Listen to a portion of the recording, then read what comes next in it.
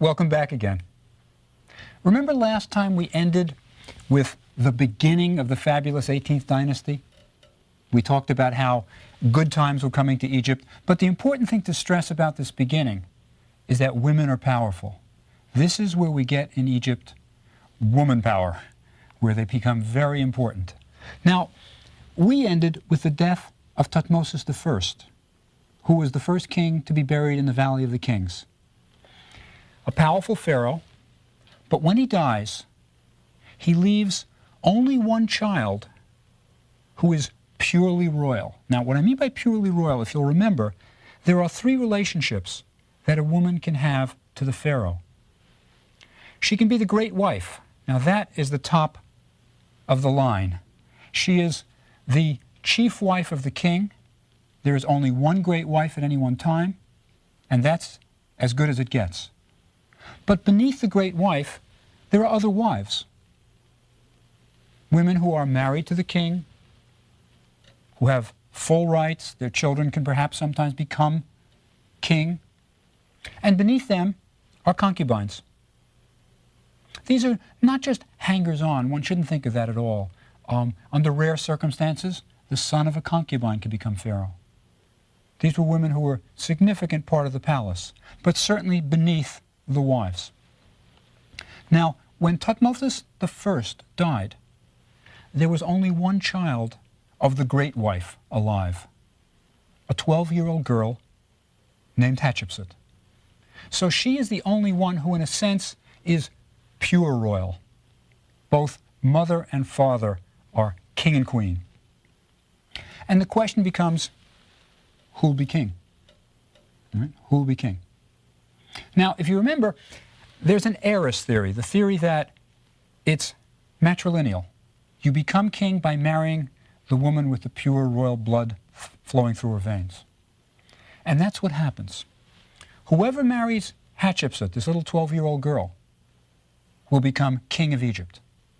Now, Thutmose I had a son by another wife, whose name is Thutmose, and he becomes Thutmose II by marrying Hatshepsut. He's perhaps in his early 20s, she's 12 years old, and they are married, and he becomes king of Egypt. They're married for 20 years. 20 years.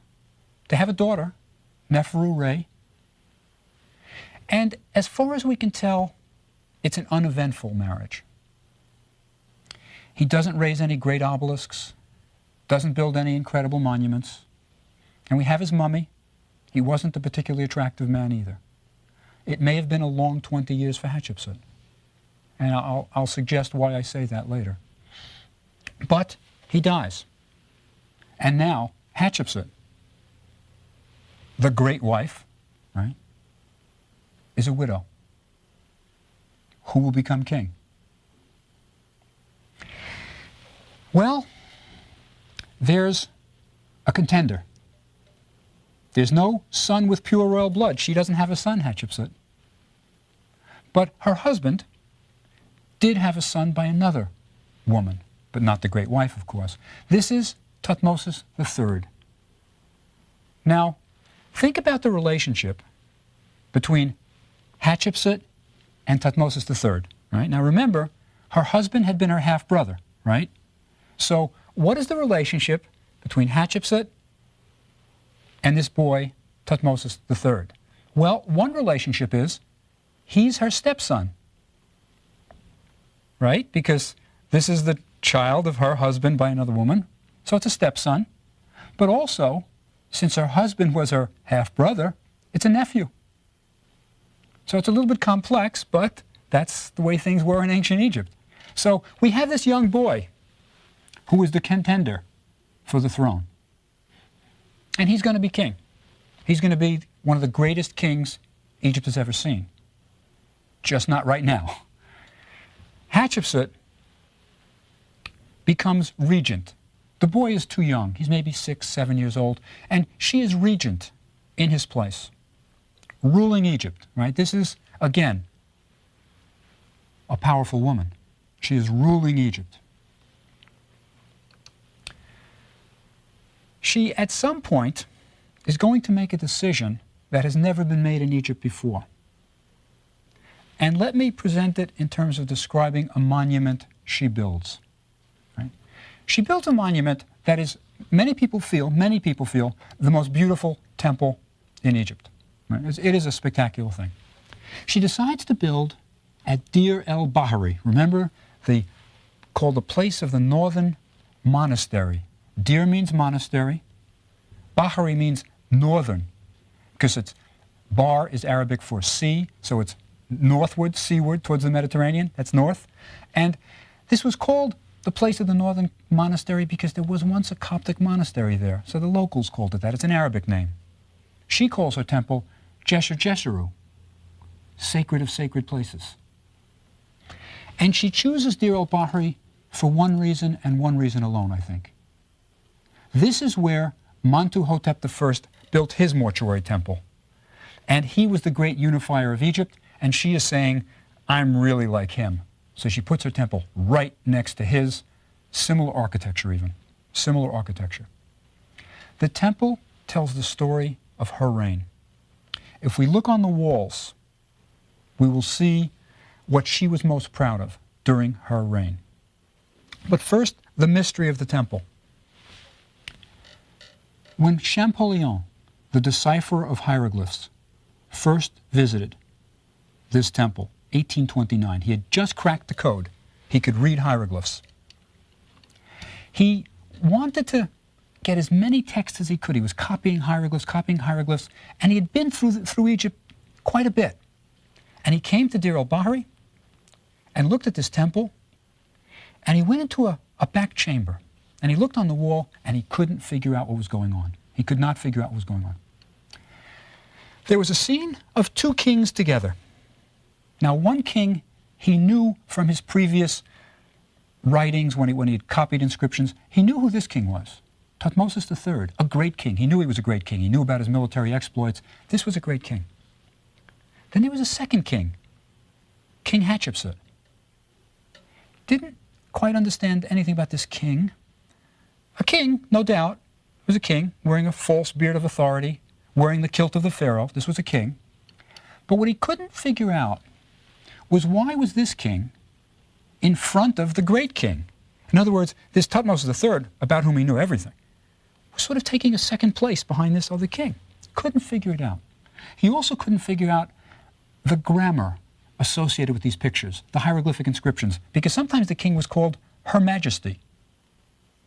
Right? Why not His Majesty? Very curious. He never figured it out. Never figured it out. It wasn't until a later Egyptologist, Lepsius, in the 1850s, who figured out that at some point in her reign, Hatshepsut declared herself king. She had ruled as queen, and then at some point she said, I'm king. And she started wearing the false beard of authority. The pharaoh's beards that you see in statues and paintings are not real beards. Egyptians were clean-shaven. And she tied the beard on with chin straps. And if you look carefully at Egyptian statues of pharaohs with beards, you will see on the sides of the cheeks indentations that indicate the strap holding the beard. So Hatshepsut declares herself king, and she builds this fantastic monument, Deir el-Bahari, as we call it, her mortuary temple, where she can be worshipped. And on the temple, she tells the story of her life. But there's a problem on the temple walls. If you look for Hatshepsut's name, you're not going to find it. It's been carved out. Everywhere that Hatshepsut put her name, it's been erased, and the name has been replaced with 3 different names. Sometimes you'll see Thutmose I, her father.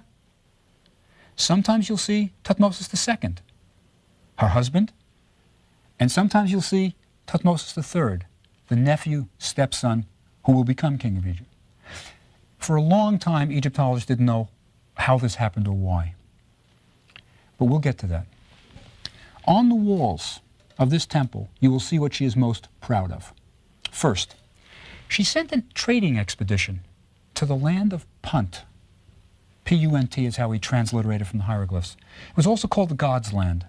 We're not exactly sure where it was. The best bet is modern Eritrea, which is near Ethiopia. The way we figure out where it was is by what they're bringing back on this expedition. They bring back giraffes, animal skins, exotic animal skins, ivory, frankincense and myrrh. So it's a good bet it was there. It was quite a thing to send an expedition to Punt, let me tell you. You first had to march across the Wadi Hammamat, this ancient caravan road that went from outside of Thebes to the Red Sea. And then you would sail south along the Red Sea. And remember, Egyptians weren't great sailors. They were spoiled by that easy river sailing. They weren't good navigators. So they hugged the coast. They would hug the coast. And they would go about 40 miles in one day, anchor at a cove, go another 40 miles, and do that for 15 days, 600 miles. Big deal to send an expedition there. Quite bold, quite bold. And Hatshepsut was. On the walls of the temple, we see this expedition. And what's really wonderful, you get wonderful, wonderful details of what the people were like and what the expedition was like. We see the Queen of Punt greeting the expedition. Now, Hatshepsut didn't go. She sent the expedition. But the Queen of Punt is shown as being almost morbidly obese. She has elephantiasis, and so does her daughter. So you get this immense woman greeting the expedition. But we also see the houses of the people who live there, and they're thatched roofs on stilts. Right? This is the first accurate representation of sub-Saharan Africa in history.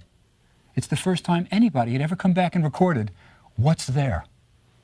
And we also see, I mean, Hatshepsut was a smart cookie. We also see what they're bringing back. And as I say, they bring back things like giraffes. Hatshepsut started the first zoo.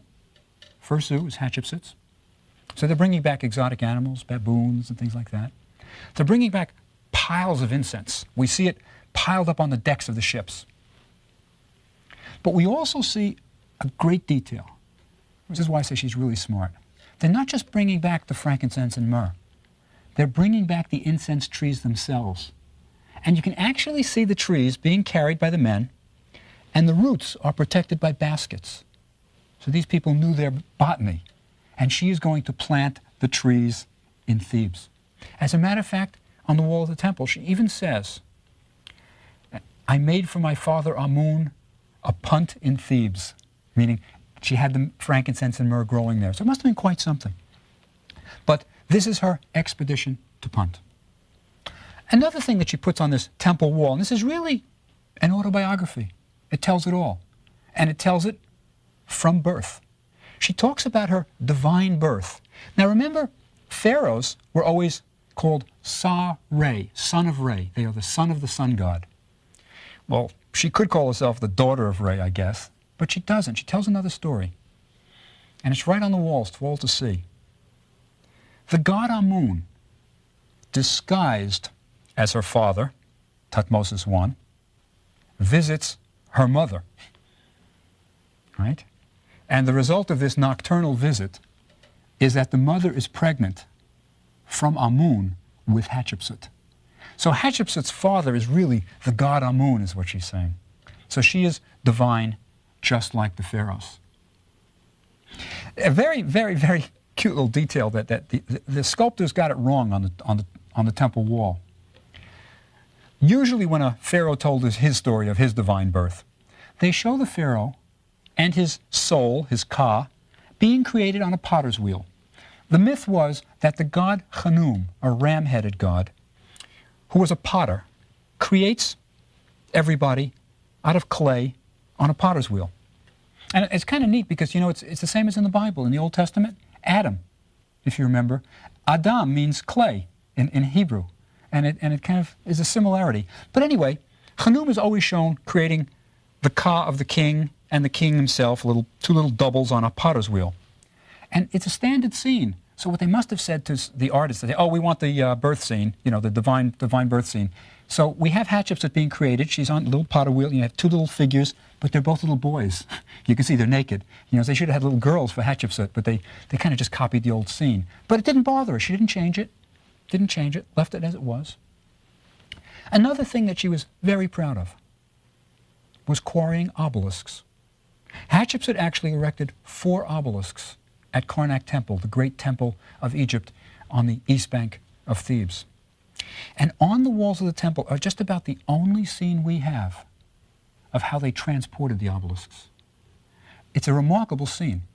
It shows the two obelisks on a barge, end to end. Apparently they put the two obelisks, now the obelisks are huge. You know, they're 90 feet high. 90 feet high. They weigh something like 250,000 tons. Right? They're huge. And they're end to end on a single barge. They were quarried at Aswan in the south of Egypt and towed by 27 boats. And you can see the boats in the Nile with ropes attached to this barge. There are 3 pilot ships that are guiding them. And she was very proud of this. And she says that they were quarried and erected in 7 months. Right? So the whole thing, start to finish, was 7 months. And to this day, if you want to see the tallest obelisk still standing in Egypt, go to Karnak Temple and you'll see Hatshepsut's obelisk. So she was very proud of these things, very proud, and rightly so. All indications are that during her reign, there was tremendous prosperity. Tremendous. And she wasn't masquerading as a man. One shouldn't think that. No, she was clearly saying, I'm a woman, but I'm king of Egypt. At the base of her obelisk, she even calls herself the female falcon. Remember, the pharaoh was always associated with Horus, the falcon god, and she is the female falcon. So she's not masquerading. Now, she has 2 tombs. Why would a person have 2 tombs? Well, one was as Queen of Egypt. Remember, she was Queen of Egypt for a while. But that wouldn't do. She built a tomb, Queen of Egypt, sarcophagus in it, but abandoned it. She was going to be buried in the Valley of the Kings. And that's where her tomb is, in the Valley of the Kings. It's one of the longest tombs in the valley and one of the most dangerous. It was a very difficult excavation by Howard Carter. Had been filled in with rubble by rain. You know, when rains come, the rare rain in the Valley of the Kings causes boulders and rocks to come cascading into tombs that are open. And this had been packed for hundreds and hundreds of years. When he finally reached the burial chamber, it was a terribly damaged tomb, but there were 2 sarcophagi there. 2. And they're interesting sarcophagi. They're in the shape of a cartouche. Right? They're royal. One was, of course, for Hatshepsut, but the other was her father's. She had decided that her father would be buried with her. And I think it's significant. She didn't pick her husband. We don't have a sarcophagus for Thutmose II. And during her entire reign when she's ruling as king, never mentions her husband once. Never mentions she was married to the previous pharaoh. He is never mentioned. That's why I say I think it might have been a long, long 20 years married to him. But she has this sarcophagus for herself and another one for Thutmose I, her father. She has another monument that's quite interesting. It's called the Chapelle Rouge. The reason we call it in French is because the French excavated it. It's the red chapel. It's made out of Aswan granite. It's rather nice. It's red. And what's interesting is this. In this little chapel that was erected at Karnak Temple, she shows herself side by side with Thutmose III. The 2 kings, the 2 royal people are standing next to each other. Now this is important, very important. Many people wonder, did Hatshepsut usurp the throne from her nephew's stepson? Did she somehow push him in the background, maybe imprison him, who knows what, because she wanted to keep the power in her own hands? Because he's growing up. Time is passing. He's ready to become king, and we don't hear from him. We don't. Many, many people feel this was a kind of power play. Hatshepsut won. And when she finally died, Thutmose appears, becomes a great king, as I said, but that's for next time, becomes a great king, but out of anger, as soon as he's pharaoh in his own right, erases her name from Dir al-Bahri and replaces it with the names of his ancestors, right? Thutmose I, Thutmose II is his father, right? We got grandpa, we've got dad, and we've got me, Thutmose III. So he's really showing I'm the legitimate king from 1 to 2 to Thutmose III. So many people feel, that this was done in anger. And the reason I say this Chapelle Rouge, Red Chapel, is so important, it shows that it's not the case. He didn't do it out of anger. Here's why I say that. The Red Chapel was later dismantled, well into Thutmose's reign. I mean, way into his reign. It had always been standing in Karnak, and her name, Hatshepsut's name, had been allowed to remain on that chapel. It was only erased like 20 years after Thutmose III became king. He didn't do it right away. And the question then becomes, well, why did he wait? If it wasn't out of anger, why did he do it? The answer may be, it just may be, and we'll talk about this at the end, that for official reasons, they just wanted to obliterate all traces of Hatshepsut. Maybe they didn't want it known in the official records that a woman had been king of Egypt. But we'll see. But there's another figure we have to talk about in this story of Hatshepsut. A man. His name is Senmut. Senmut. Now, Hatshepsut can't remarry. Women, queens, when their husbands died, did not remarry. It's kind of like queens of England. I don't think they remarry either when they're widowed. I don't think so. They just didn't do it. So she can't remarry. She is going to remain the widowed queen, so to speak, but then she becomes king. She does have her daughter, remember, Neferu-Re. She has a daughter. But the daughter dies when she's a teenager. It must have been one of the great sadnesses in Hatshepsut's life. Neferu-Re dies. But there is a man in her life. And we're really not sure exactly how much in her life he is, but many people have suggested that this Senmut is her lover. And I'll explain why. It's interesting, by the way, whenever you see little drawings of Senmut, you can always tell him he has kind of like a double chin. They draw him in with a double chin, little lines under his chin. And I think it suggests prosperity. He's a little bit heavy, and that was good in Egypt. You could afford to eat. You were a little bit prosperous. Now, the reason people suggest Senmut was her lover is that he had so many titles. He was so successful in her reign. First of all, he's a commoner. No royal blood in his veins. He is also a bachelor for life. We don't know of a wife, children, no family. Unusual in Egypt. He remained a bachelor for life. But his titles are important. He was overseer of the royal palace. That's one title. He was also the royal tutor. He was the daughter's tutor. And there are statues of Senmut with the girl on his lap, showing that he's the tutor. He also is overseer of the granaries of Amun. Now, remember, the temples had an awful lot of land, and as overseer of the granaries of Amun, he controlled a lot of money. A lot. He is also overseer of the works. He is in charge of things like building Deir el-Bahari, make sure where the money is dispersed. He himself has 2 tombs. Senmut has 2 tombs. The first tomb is on the west bank of Thebes, high up, rather grand, beautiful view. And when you walk through it, there on the walls are all his titles. Overseer of the palace, overseer of the granaries, royal tutor. And in this tomb, he never used it, by the way. The tomb was not used by Senmut. I'll tell you why in a minute. In this tomb were found the remains of his sarcophagus, a pink Aswan granite sarcophagus. All that pink granite used by the Egyptians comes from those quarries at Aswan, just on the southern border of Egypt. And his sarcophagus, when it was found by excavators, had been smashed to pieces, practically no piece larger than your fist. Now, it wasn't just like it cracked and broke. It looks like it was vengeance. But they took the pieces, and as best they could, they reconstructed it. And it exists today, by the way, in the Metropolitan Museum of Art. Senmut's sarcophagus is there in New York in the Metropolitan Museum of Art. They reconstructed it, and what they discovered was it was in the shape of a cartouche. It was a royal sarcophagus.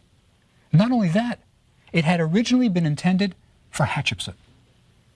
She had given him her royal sarcophagus to be buried in. That's one of the reasons why people suggest that perhaps, just perhaps, Senmut and Hatshepsut were lovers. There's no doubt they were very close. Let me say something about his second tomb. It's in a unique place. It is within the temple precincts of Deir el-Bahari, Hatshepsut's mortuary temple. His tomb, he was permitted to place his tomb within the boundaries of the royal mortuary temple, a tremendous honor. It's an unusual tomb, quite special, quite special. It has several levels. You go all the way down and down and down. It's really quite something. And then it's unfinished. He must have died before it was completed. Unfinished.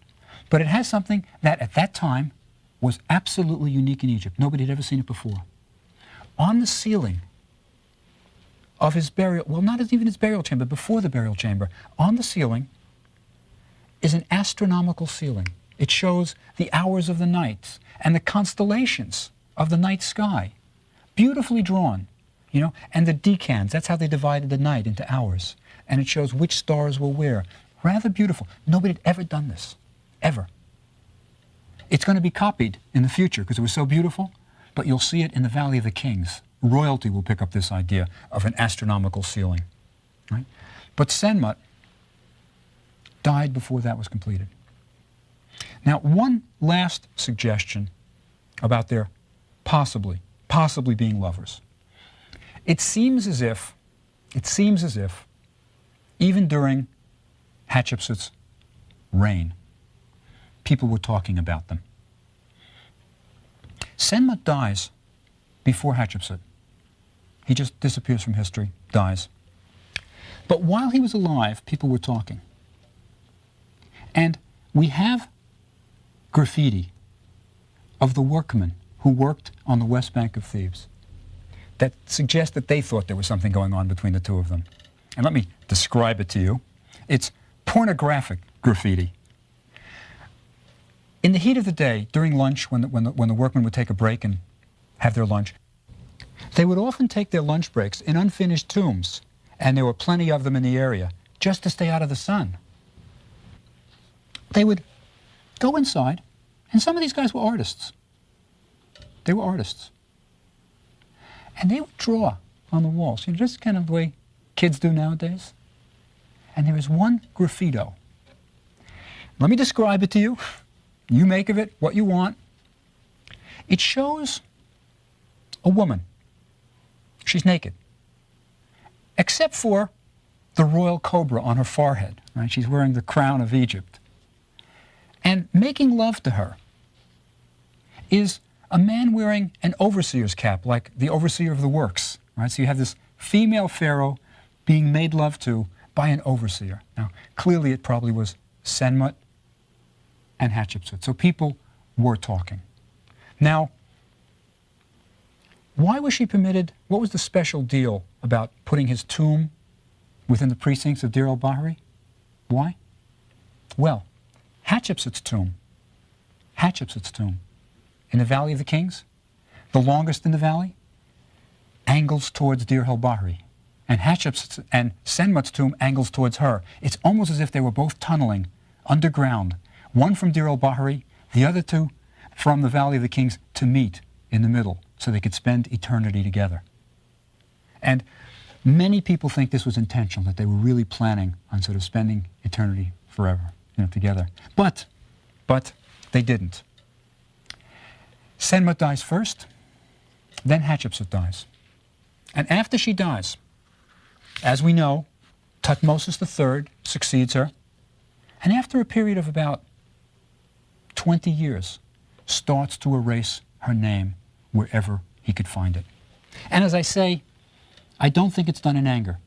At some point, there was an official decision made. We can't have it recorded that a woman was king of Egypt. So today, if you look on the king's lists, these long lists that pharaohs carved on temples' walls of their ancestors, of the previous kings of Egypt, if you look on these king's lists, you will never find the name of Hatshepsut. Never. Egypt just couldn't have it recorded that they had a woman as king but she was quite a king. I'll see you next time.